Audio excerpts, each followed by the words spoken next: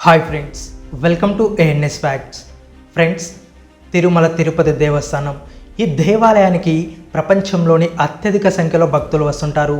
అత్యధిక ధనిక దేవాలయం ఏదైనా ఉంది అంటే అది ఈ తిరుమల దేవస్థానం. ప్రతిరోజు దాదాపు 40 నుంచి 50 వేల మంది పైగా దర్శించుకుంటూ ఉంటారు. ప్రపంచవ్యాప్తంగా కోట్లాది మంది పూజించే దేవుడు ఈ తిరుపతి దేవస్థానంను ఎంతో పవిత్రంగా చూస్తారు. కోట్లాది మంది హిందువుల కల ఏంటంటే జన్మలో ఒక్కసారైనా తిరుమలకు వెళ్ళి ఆ శ్రీనివాసుని దర్శించుకోవాలని అనుకుంటారు. ఆ తిరుమలేశుని దర్శనానంతరం అందరూ భక్తిభావంతో స్వీకరించే ప్రసాదమే తిరుమల లడ్డు. ఎన్ని లడ్డూలు ఉన్నా శ్రీవారి లడ్డూకున్న ప్రాముఖ్యత అంతా ఇంత కాదు. ఎందుకంటే ఈ లడ్డు రుచి సువాసన ఈ భూమండలంలో ఏ లడ్డూకు ఉండదు. నిజానికి తిరుమల లడ్డు అంటే భక్తులు పరమ పవిత్రంగా భావిస్తారు. కొన్నిసార్లు అధిక రద్దీతో స్వామివారి దర్శనం కాకపోతే పవిత్రమైన ఈ లడ్డూని ప్రసాదంగా తీసుకొని దీన్నే స్వామివారి దర్శనంగా భావించేవారు కూడా ఉన్నారు. మరి అంతటి ప్రాముఖ్యత ఉన్న శ్రీ వెంకటేశ్వరుడు ప్రసిద్ధ ఆలయంలోని లడ్డూలో కల్తీ అయ్యాయన్న విషయం ప్రతి ఒక్క భక్తుడిని బాధిస్తుంది. అసలు తిరుపతి లడ్డూలో ఏం కలిపారు, ఎలా కల్తీ చేశారు, అసలు కల్తీ అయిన విషయం ఎలా తెలిసింది, ఈ పని ఎవరు చేశారు అనే విషయాలపైన ఈరోజు మనం ఈ వీడియోలో తెలుసుకుందాం. సో ఫ్రెండ్స్, వీడియోని స్కిప్ చేయకుండా ఎండ్ వరకు చూడండి. గత కొన్నేళ్ల నుంచి తిరుపతి లడ్డూ సైజు తగ్గడమే కాదు, రుచి సువాసన కూడా లేకుండా పోయింది. దానికి కారణం వింటే మాత్రం మీరు ఖచ్చితంగా షాక్కు గురవుతారు. అవును ఫ్రెండ్స్, తిరుపతి లడ్డూ ప్రసాదంలో జంతువుల కొవ్వు కలిపి మరీ భక్తులకు ఆ దేవుడికి కూడా అందిస్తున్నారు. ఎంతోమంది తిరుమలకు వెళ్ళే భక్తులు మహాప్రసాదమైన ఆ లడ్డూను కొంటూ ఉంటారు. కానీ ఇప్పుడు ఆ లడ్డూలో జంతువుల కొవ్వు కలిపారని తెలియడంతో అస్సలు తట్టుకోలేకపోతున్నారు. లడ్డూ ప్రసాదంలోనే కాదు, అన్న ప్రసాదంలో కూడా నాణ్యత లేకపోవడంతో బాగా చర్చనీయాంశంగా మారింది. చివరికి ఆ మహాప్రసాదంలో కూడా ఇంతటి దారుణానికి దిగజారడం అనేది నిజంగా క్షమించరాని నేరం.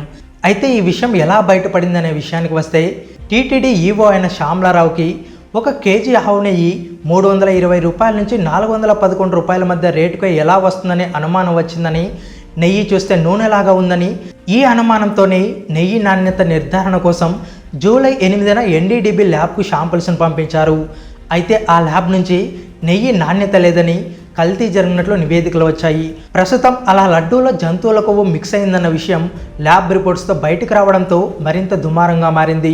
ఎన్డీడీబీ సిఐఎల్ఎఫ్ ల్యాబ్ రిపోర్ట్ల ప్రకారం అధికారికంగా కల్తీ విషయం కన్ఫర్మ్ కావడంతో జూలై 17న ఎన్డీడీబీ సిఐఎల్ఎఫ్ ల్యాబ్ యొక్క రిపోర్ట్ని ప్రస్తుతం అధికారంలో ఉన్న ప్రభుత్వానికి పంపించింది. ఈ రిపోర్ట్లో మొత్తం 5 సప్లయర్స్తో ఒక సప్లయర్ దగ్గర ఉన్న నెయ్యి స్టాండర్డ్స్కి అస్సలు మ్యాచ్ అవ్వకపోవడంతో దీంతో కల్తీ జరిగిందని గుర్తించారు. దాంతో అందులో పంది, ఇతర జంతువుల కొవ్వుతో పాటు చేపల నూనె కూడా నెయ్యిలో కలిసిందని తెలియడంతో ఒక్కసారిగా అధికారులు షాక్ అయ్యారు. దేవుడికి పెట్టే పవిత్రమైన నెయ్యిలో కూడా ఏకంగా పంది కొవ్వు కూడా ఉందని బయటపడింది. ఇక ఈ విషయాలన్నీ బయటకు రావడంతో ముఖ్యమంత్రి చంద్రబాబు నాయుడుతో పాటు హిందూ భక్తులు కూడా తీవ్రంగా మండిపడుతున్నారు. ఇక ఇప్పటి ప్రభుత్వం ఆ కల్తీ నెయ్యి నమ్మిన ఆ సంస్థను క్లోజ్ చేసింది. అయితే ఆ కల్తీ నెయ్యిని సరఫరా చేసే సంస్థ గత ప్రభుత్వం ఉన్నప్పటి నుండి ఆ కల్తీ నెయ్యిని సరఫరా చేస్తున్నట్లు తెలుస్తుంది. అయితే ఇప్పుడున్న ప్రభుత్వం నందిని నెయ్యిని తీసుకుంది. ఈ నందిని నెయ్యి ఎందుకంత ప్రాధాన్యత అంటే, ఈ నెయ్యిని దేశవాళీ ఆవు పాలతో తయారు చేశారు.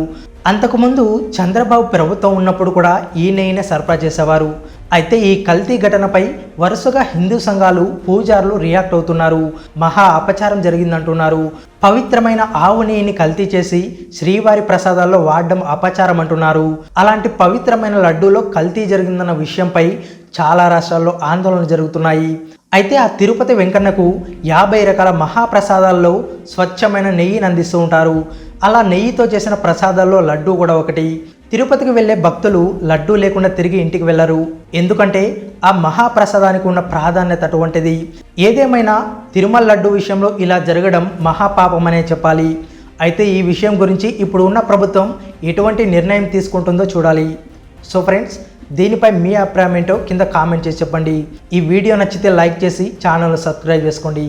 Thank you for watching.